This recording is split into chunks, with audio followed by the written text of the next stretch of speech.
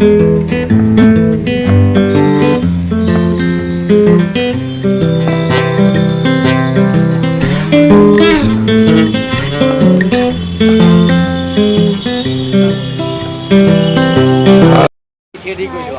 কি করছো সবাই?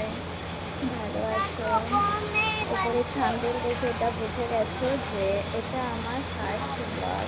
আমি ছাদে এলাম তোমাদের সাথে কিছু কথা শেয়ার করবো বলে। তো আমি কয়েকদিন ধরে ভাবছিলাম যে তোমাদের সাথে কিছু ব্লগ শেয়ার করবো, ডেলি ব্লগের মতো। তো জানি না কতটা কি পারবো, কতটা ভালো, কতটা খারাপ, সেটা তো বলতে পারবো না। সেটা তোমাদের উপর নির্ভর করছে যে আমি তোমাদের মনের মতো বানাতে পারছি কি পারছি না।